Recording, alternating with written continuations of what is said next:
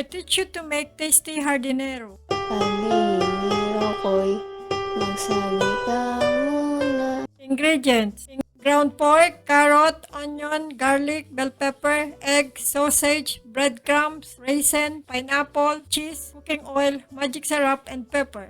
Sausage and egg cook separately. Add cooking oil, add garlic, add onion, add pork, add pepper, magic syrup, Add carrot, add bell pepper, add pineapple, add breadcrumbs, add egg, add raisin, Add mozzarella cheese. mix it all together. Make designed and peel tins. cook over boiling water using steam. It's ready to serve. Habanero. Damn, baby, this is good. Where's this from?